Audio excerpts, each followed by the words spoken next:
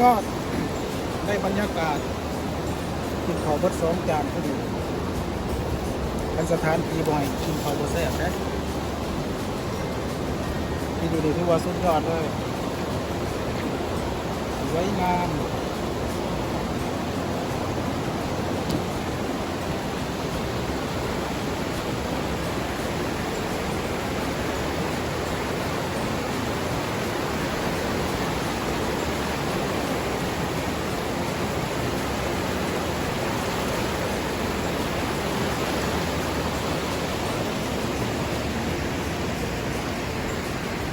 บรรยากาศน่าชมย่อมยุบนี่เป็นเมืองบ้านข้างคนเยอะน่าหลายกันมาเมืองนี่เป็นทุกคนมาบอกคนหลายเนาะ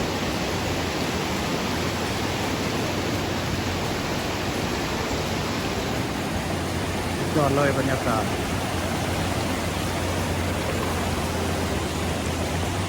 นั่งกินลมชมวิว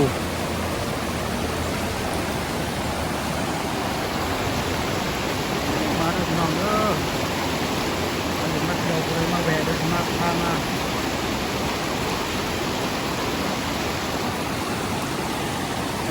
คันโมคูพี่น้องมาลีนน้ำกระสิบผ้ามากินเขาวกินน้ำนี่แหละอยู่ในบรรยากาศสวยๆงามๆแบบนี้แหละ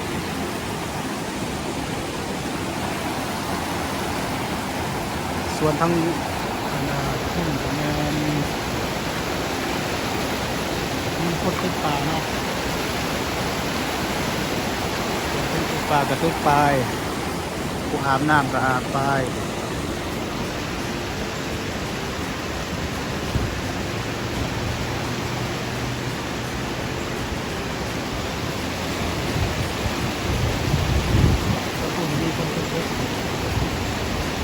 เฮ็ดนิดหน่อยมาลองติดเลย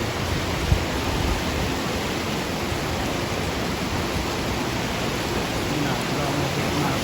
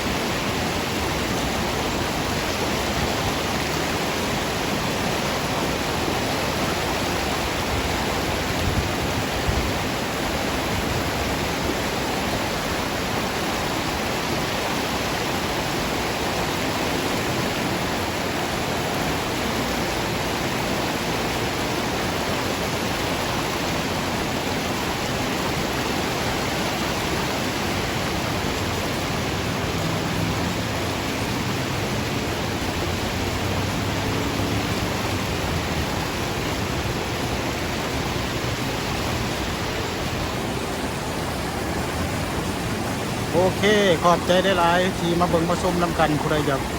ลงมาหลินมาเยี่ยมมายามก็ยินดีเด้อลงมาที่อยู่เมืองเมลฟิสโก